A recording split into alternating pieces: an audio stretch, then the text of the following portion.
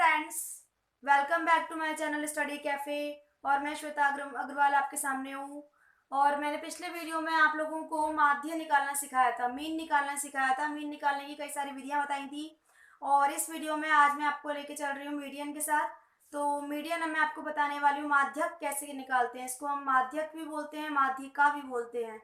तो इसको निकालने के लिए हम लोग अवर्गीकृत आंकड़ों में कैसे निकालेंगे और वर्गीकृत आंकड़ों के लिए कैसे निकालेंगे, वो सारी चीजें मैं आज आपको बताऊंगी। तो आइए हम लोग देखते हैं माध्यक। जिस तरह से माध्यक को x बार से दिखाया जाता है, उसी प्रकार माध्यक को कैपिटल M से दिखाया जाता है। माध्यक हम लोग कैसे निकालते हैं, देखिए। यदि हमारे पास वही अवर्गीकृत आंकड़े दे दिए जाएं, अवर्गीकृत आंकड़े, यानी कि यदि हमें अनग्रुप्ड डेटा दे दें,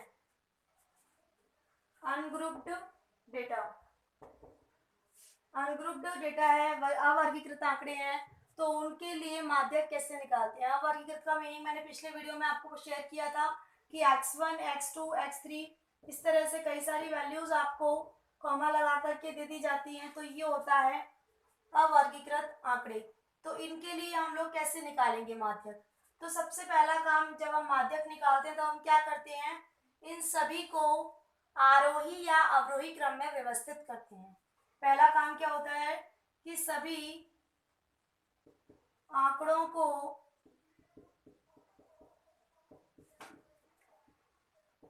आरोही या फिर अवरोही के क्रम में व्यवस्थित कीजिए।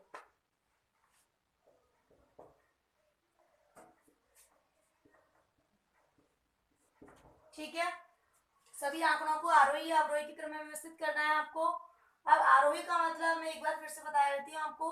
सबसे छोटी चीज पहले लिखी जाती है, फिर उसके बाद उससे बड़ी, फिर उससे बड़ी, फिर उससे बड़ी। इस तरह से नंबरों को अगर हम व्यवस्थित करें, सबसे छोटा नंबर, फिर उससे बड़ा नंबर, फिर उससे बड़ा नंबर, तो इस तरह से हम कहते हैं आरोही क्रम। या फिर हम अवरोही क्रम में भी लगा सकते हैं। पहले सबसे बड़ा वाला लिख दिया हमने, उसके बाद उससे छोटा, उससे छोटा, उससे छोटा, इसको कहते हैं हम लोग अवरोही क्रम। तो आप किसी भी क्रम में पूरे दिए गए संख्याओं को व्यवस्थित कर सकते हैं। उसके बाद आपको क्या करना पड़ता है, ये देखना पड़ता है कि कितने आंकड़े हैं। ये n आंकड़े हैं, कितने हैं, n। अब n की वैल्यू 10 भी हो सकती है, 12 भी हो सकती है, 16 भी हो सकती है, 20 भी हो सकती है, कितनी भी हो सकती है। तो यदि n का मान सम संख्या है, दिए गए आंकड़े यदि सम संख्या में उपस्थित है आपके पास, तो आपके पास माध्यक निकालने का, माध्यिका निकालने का या माध्यक निकालने का तरीका क्या होता है, वो ये होता है कि n को बटे 2 करिए, n बटे 2 वां पद प्लस उससे अगला वाला n बटे 2 प्लस 1 वां पद अपॉन में 2। ये होता है माध्यक का सूत्र। तो फिर आप लोग ध्यान से देखेंगे एक बार प्लीज, मैंने क्या कहा है आपको कि यदि आपके पास ये जो दिए गए हैं आंकड़े, यदि ये सम संख्या में है, तो फिर तो कैसे निकालते हैं कि मान लीजिए 8 है ये, तो हम क्या करेंगे 8 बटे 2, यानी कि 8 बटे 2 को हम क्या कहते हैं 4, तो चौथा पद फिर प्लस अगला वाला, यानी 4 प्लस ये कितना, 5वां, तो चौथा प्लस 5वां पद बटे में 2। यानी जो हमने आरोही क्रम में व्यवस्थित कर दिए थे, उसमें से पहला, दूसरा, तीसरा, चौथा, जो चौथा वाला होगा वो, और फिर उससे अगला जो 5वां होगा, चौथे और 5वें को जोड़ करके बटे में क्या कर दो, 2 से भाग दे दो। तो इस तरह से आप लोग क्या निकाल सकते हैं, माध्यक निकाल सकते हैं। अब यदि n का मान विषम संख्या हो जाए, यानी हमारे पास जो दिए गए आंकड़े वो विषम संख्या में हो, 11 हो, 17 हो, इस तरह से विषम संख्या में है, तो अपन माध्यक कैसे निकालते हैं। तो अपने पास अलग फॉर्मूला होता है माध्यक निकालने का, m निकालने का। क्या होता है, n प्लस 1 अपॉन में 2 वां पद, ये होता है। ठीक है, तो जब हमारे पास विषम है तब हमें ये फॉर्मूला लगाना है, सम है तो ऊपर वाला लगाना है। ये हमारे पास तब जबकि हमें जो आंकड़े दिए गए हैं वो कॉमा लगाकर ये दे दिए हैं, यानी अवर्गीकृत आंकड़े हैं, तब तो हम इस प्रकार से माध्यक निकालेंगे। अब एक एग्जांपल देख लेते हैं इसका। आइए, हमने एक एग्जांपल ले लिया है अवर्गीकृत आंकड़ों का। जिसमें हमें कॉमा लगा करके ये सारे डेटा दिए गए हैं, इसका माध्यक निकालना है। तो देखिए हम लोग कैसे निकालेंगे। सबसे पहले हम क्या करेंगे काम कि हम इन सबको किस में लगाएंगे, आरोही क्रम में लगाएंगे। तो आरोही क्रम में लगाने पर लगा लीजिए। सबसे पहले क्या आ रहा है 21, फिर 25, 19 आ रहा है सबसे पहले, फिर 21, 25, उसके बाद देखिए 30, 31, 32, फिर 35, फिर है 48, फिर है 51 और फिर है 59। एक बार हम लोग देख लेते हैं कितने हैं, 1 2 3 4 5 6 7 8 9 10। यहाँ देखिए 1 2 3 4 5 6 7 8 9 10 हो गए पूरे बच्चों। ठीक है, उसके बाद हम लोग क्या करेंगे, इसका मतलब n का मान यहाँ पर कितना है, 10 है। 10 है तो 10 तो क्या होती है, एक सम संख्या। ठीक है, सम संख्या है तो फिर माध्यक का फॉर्मूला लगाएंगे। सम संख्या होती है तो माध्यक n कैसे निकाला जाता है, n बटे 2 वां पद प्लस n बटे 2 प्लस 1 वां पद बटे में कितना, 2। तो यहाँ देखिए 10 बटे 2 वां पद, n की जगह पर 10 रख दीजिए, यहाँ भी रख दिया। 10 बटे में 2 प्लस 1 वां पद बटे में कितना, 2। तो यहाँ जब कैंसिल होगा तो ये कितना आ जाएगा, 5। यहाँ भी 5, तो 5वां पद प्लस 5 प्लस 1 कितना हो गया, 6वां पद बटे में कितना, 2। तो यहाँ देखिए जो हमने आरोही क्रम में लगाया था उसमें 5वां पद कौन सा आ रहा है, 1 2 3 4 5, ये 5वां और उससे अगला ये 6वां। तो 5वां पद लेंगे प्लस 6वां पद लेंगे बटे में 2, इन दोनों को जोड़ दीजिए, कितना हो गया 63 डिवाइडेड बाई 2। तो ये जो अपन ने करा तो कितना आ रहा है 31.5, यही हमारा आंसर आ गया। माध्य कितना आ गया 31.5। इसी तरह से आप किसी भी n की वैल्यू के लिए सम संख्या के लिए ये वाला फॉर्मूला लगाएंगे, विषम के लिए जो दूसरा बताया वो लगाएंगे। देखिए बच्चों अब हमने देख लिया नया तरीके का क्वेश्चन। इसमें क्या है, x दिया हुआ है आपको और ये आपको दिया हुआ है क्या, f, यानी इसकी बारंबारता। तब हम कैसे निकालते हैं माध्यक, इसके लिए हमें निकालना पड़ता है पहले संचयी बारंबारता। क्या निकालते हैं, सबसे पहले हम संचयी बारंबारता। ठीक है, यदि आपको x की वैल्यूज और उसकी बारंबारता दे दी जाए तो आप कैसे निकालेंगे, आप सबसे पहले क्या करेंगे, संचयी बारंबारता निकालेंगे, जिसे हम कहते हैं सी। ये पहला वाला जो अंक होता है वो तो वही रहता है संचयी बारंबारता, 2 की 2 ही रहेगी। फिर 2 और 8 को आप जोड़ देंगे तो यहाँ कितना हो जाएगा 10। फिर 10 और 16 को जोड़ के कितना आ जाएगा 26। 26 और 26 को जोड़ के आ जाएगा 52। फिर 52 और 20 को जोड़ दीजिए 72। 72 और 16 को जोड़ दीजिए 88। 88 और 7 को जोड़ दीजिए कितना हो गया 95। और 95 और 5 को हमने जोड़ा तो कितना हो गया 100।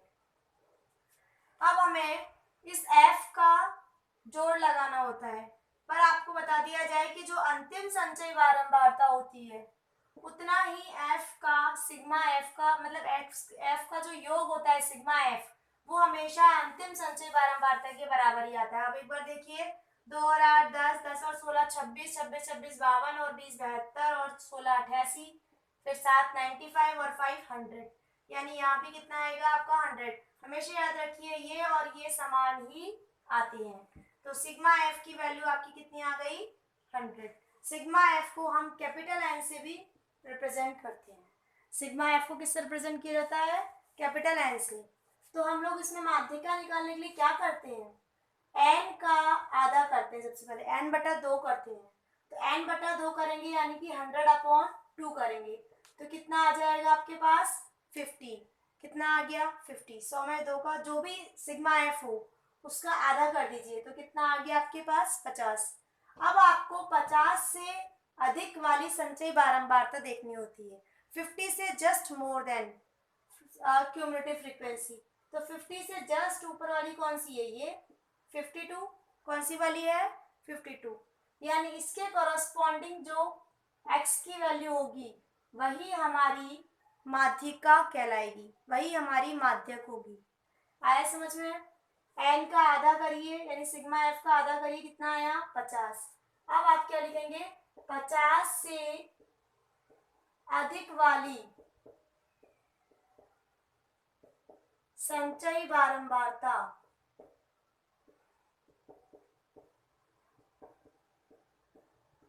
CF के लिए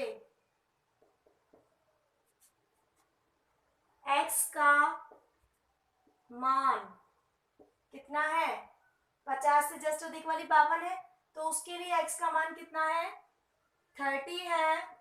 अतः माध्यक भी कितना हो गया, माध्यक m का मान कितना हो गया, 30। This is your answer. सीख रहे हैं वर्गीकृत आंकड़ों के लिए माध्यक निकालना, जिसमें यदि आपको क्लास इंटरवल दे दिया जाए और उसकी फ्रीक्वेंसी दे दिया जाए तो कैसे निकालेंगे माध्यक।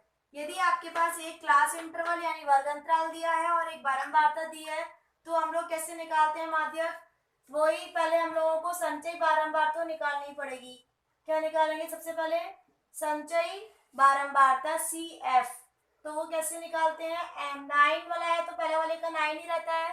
सेकंड के लिए मैंने कहा था 12 और 9 को जोड़ दीजिए, कितना हो गया 21, 21 और 8 को जोड़ दीजिए कितना हो गया 29, 29 और 12 को जोड़ दीजिए कितना हो गया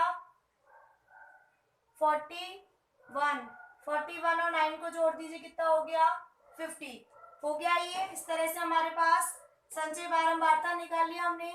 यदि अब हम सिग्मा एफ करेंगे, सिग्मा एफ को एन से भी दिखाते हैं, कैपिटल एन से, तो हम जब इन सबको जोड़ेंगे तो आपको पता है ये लास्ट संचयी बारंबारता जो आती है वही एफ का भी योग आता है, करके देख लीजिए कितना आएगा 50 आएगा। अब हम लोगों को क्या करना होता है, वर्ग अंतराल वाले के लिए हमें क्या करना होता है, सबसे पहले तो हम वही काम करेंगे जो इससे पहले वाले क्वेश्चन में किया, n/2, 50/2, तो कितना आ रहा है ये 25, तो 25 से अधिक वाली संचयी बारंबारता कौन सी है, 25 से अधिक वाली संचयी बारंबारता कौन सी है 29, तो 25 से अधिक संचयी बारंबारता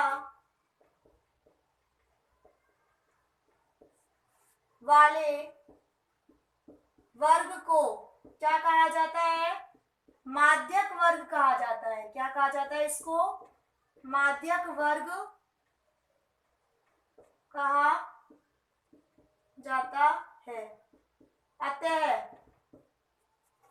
25 से अधिक वाली संचयी बारंबारता कहाँ है, यहाँ नहीं यहाँ नहीं, यहाँ है ना, तो 25 से अधिक वाली संचयी बारंबारता जो हुई इस वाले वर्ग को यानी 20 से 30 वाले वर्ग को हम क्या बोलते हैं, माध्यक वर्ग। मैं यहाँ लिख देती हूँ क्या है ये, माध्यक वर्ग, मीडियन क्लास, ये कहलाती है मीडियन क्लास यानी कि माध्यक वर्ग। ठीक है बच्चों, अब उसके बाद हम लोगों को क्या करना है, यहाँ लिख लेते हैं पहले, अतः 20 से 30 माध्यक वर्ग होगा, मीडियन क्लास होगी। ठीक है, तो अब हम लोगों के पास एक फॉर्मूला होता है जिससे हम माध्यक ज्ञात करते हैं। वो फॉर्मूला आप लोगों को याद रखना है, माध्यक m बराबर l plus n/2 minus CF बटे में F इंटू I। ये फॉर्मूला हमारे पास होता है माध्यक निकालने का, l प्लस n/2, ये n है, n/2 माइनस CF बटे में F इंटू I। अब यहाँ हर चीज की क्या है इसका मतलब वो मैं आपको बता रही हूँ। m तो माध्यक है ही है, l क्या है, l होती है माध्यक वर्ग की निम्न सीमा। माध्यक वर्ग है 20 से 30, तो इसकी निम्न सीमा कौन सी है, छोटी सीमा 20, यानी l का मान क्या होगा 20 होगा। ठीक है, फिर है n/2, n/2 का मान हमने कितना निकाला है 25, माइनस CF होती है माध्यक वर्ग से पहले वाले वर्ग की संचयी बारंबारता, माध्यक वर्ग से पहले वाले वर्ग की संचयी बारंबारता, यानी ये तो हुई CF एल होता है माध्यक वर्ग की निम्न सीमा, यानी ये हुई एल। n/2 अपन ने निकाल लिया था, कितना था 25, और अपॉन में जो एफ है, एफ होता है माध्यक वर्ग की बारंबारता, ये हुई एफ, और आई होता है इन दोनों का अंतर, कितना है 10 का अंतर है 20 से 30 में, यानी आई का मान हुआ 10। ये जो फॉर्मूला है यहाँ पर कौन सी चीज का क्या अर्थ है वो मैं आपको बता रही हूँ। एल होती है माध्यक वर्ग की निम्न सीमा,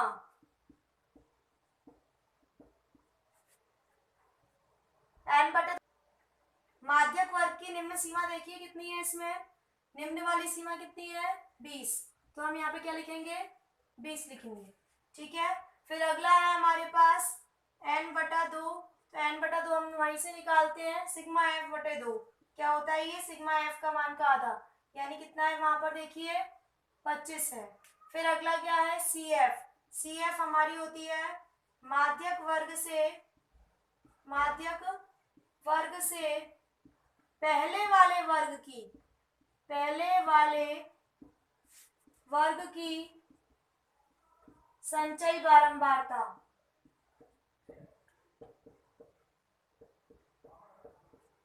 तो वो कितनी है, इससे पहले वाले वर्ग की संचयी बारंबारता कितनी है 21। फिर उसके बाद F होता है बारंबारता होती है माध्यक वर्ग की ही बारंबारता, तो हम क्या लिखेंगे माध्यक वर्ग की बारंबारता,